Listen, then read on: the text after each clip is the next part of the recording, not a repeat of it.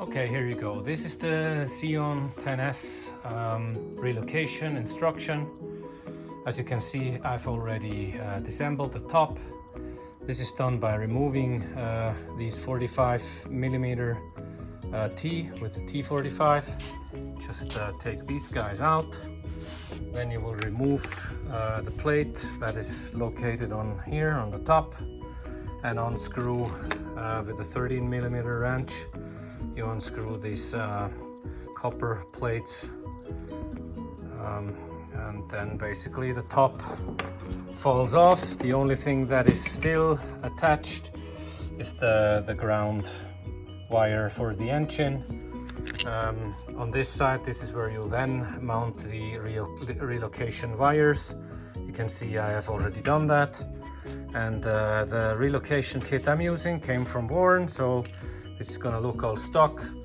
And the goal basically is to have it smaller, and I will explain why in a second. I'm installing this rock front bumper to my Wrangler JL, and I'm pretty happy because I have a 19 model from March 19, and as many Europeans know, in the mid or late 19 there was a brand new law in Europe that basically tells you that you can't mount this bumper because it's not pedestrian approved or something.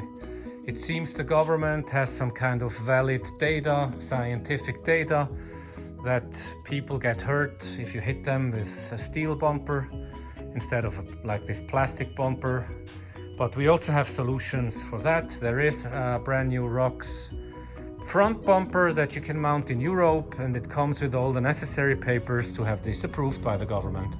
But since my vehicle is a 19 model, I don't really need that, so I'm mounting the steel bumper. But next thing, if I have anything sticking out of the top here, I immediately need to have this registered by the Swiss government. So if I don't have anything sticking out there in the front, I don't need that. So what I do, I use the relocation kit to get my winch smaller, so the winch will fit underneath here. I can put my hand in here to engage and disengage the winch, and believe it or not, I even have a ROC Super license plate bracket. Looks like this. This is going to be the front. Let me take that away so that it looks better. Okay, so here is the cable for the winch. It's gonna stick out here, and here my license plate is gonna be mounted. And once I'm not using the winch, I can basically, it's a bit stupid when this is not mounted, but I do. Just take away my phone for 1 second. You see, I'm gonna be able to close this guy, and nobody sees that I even have a winch. You will see this when I have fully mounted it. Yeah, so this is ROX. Mjolnir camper mounting a ROX bumper to a Wrangler. Here you go. So let's continue. Next thing we're gonna do, we're gonna put the plastic cover on it, and then we're gonna attach the wires. So once that is done, we're gonna take a T30 again and take the housing off the bracket. Okay, as you can see, I've taken all 4 out, so the bracket should come off. Really beautiful.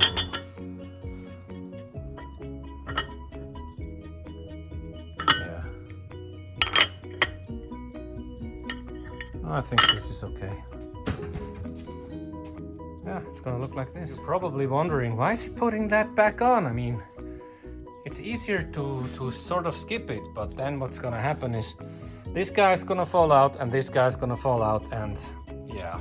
And I think you wanna stabilize it by using this bridge type bracket, and then you're gonna stabilize it by mounting this to the bumper, and then it's not going anywhere. So let's put the bracket back onto the top, this time without having this beautiful control pack. This is called a Warren control pack, and the relocation kit comes with a relocation kit installation manual. My father always used to say RTFI. If you don't know what you're doing, read the manual or instructions. And here's a tip. Yes, I do use a machine like this, but I don't tighten it with it.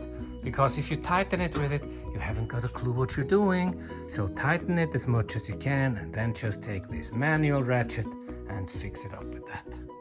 That's the first tip you get for free. Now, when looking underneath your control pack, you can take 4 of these guys out, leave these 2 be, but take the 4 out and the control pack will fall in 2 pieces.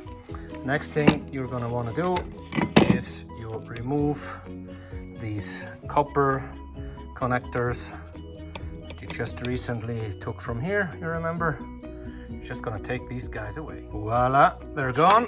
Keep the bolts and the washers and everything in place. You even need these little nuts because you're gonna use it once you put these guys on. And remember, when buying the relocation kit, it comes in different sizes. I have the 31-inch. I think it's gonna be more than enough. But I mean, if you buy a wrong one, you probably have some kind of 12 voltage shop in your neighborhood that can make these cables for you. Not to worry. Here's another free trick. You can see that these cables have like A, F1, F2, and they have colors on it. So in the manual, you have these F2, A, and F1. If you don't have the manual, you just look at this, how this was connected. And I used a little bit of spray and made this guy yellow. I used red because I only have a red one. The green it never really worked, so I made some red on the green one. And I painted this guy here with a blue pen. So now I know blue is blue, red is red, and the yellow is the spray can. Okay, you got it? Yellow goes to yellow, red goes to red, and the blue guy goes to the blue one. You see? Life is easy. And if you're wondering what to do with the ground, the engine ground, it says on this little here, motor ground. So I just cut it into pieces because I don't care. I have wire like this. I can make this longer. I can make this waterproof. And there is no real solution to it and nothing in the manual. So just cut it into 2. Maybe that's what this little guy plastic thingy that I found here before was for. But who cares? I will build this myself. That's the only thing I'm gonna have to build myself.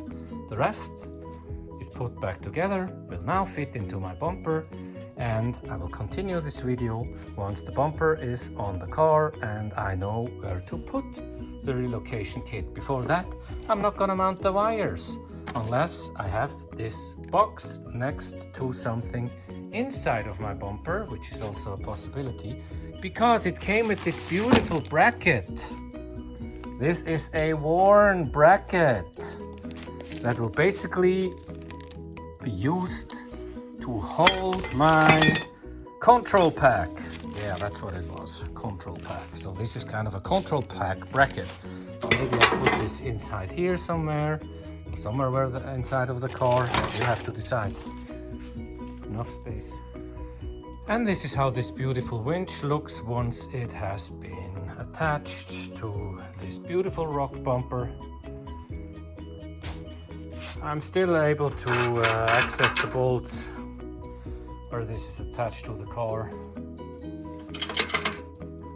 So I'm assembling it before actually putting the bumper under or on the car because it's easier for me to work the cables. But we will see if that pans out. If not, I will need to remove the winch again. You know how this is, nothing is perfect. If you're a mechanic, sometimes you have to put stuff on, take it back away, figure out how this works. Yeah, especially if you're a lazy guy like me and never read the damn instructions. Entschuldigung. Auf Wiedersehen.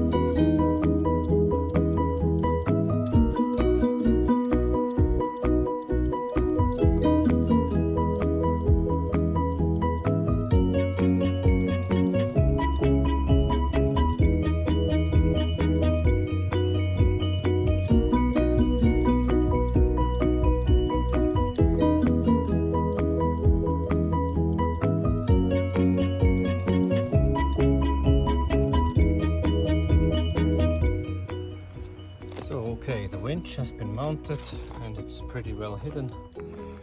This rock system looks really cool. And the hidden number plate. Underneath you have the winch. Everything is according to European standards. The Warren unit has been relocated to this place. I'm only semi-happy with the location because you can see the plug is here, so if you get stuck you would need to dig a hole here. That's a bit a pain, but I can tell you this, I didn't find any better place to put it, because these Wranglers, they're really small when it comes to engine space, because you know the hood could be much wider if it didn't have these crazy cool looks. So for example, I installed a same hidden winch project on a Dodge, which you can see in another video, and inside the hood of a Ram. I mean, you can hide this guy wherever you want, there's enough space, but here, no way. There is absolutely no way. I even had to remove the swaybar sensor. You can see the plug is just dangling there. I still have to finish that. I mean, the unit itself is still here. That's this gray thing here, but the sensor is not here, and that's of course not very good. But what can you do? There is not enough space. I mean, the sensor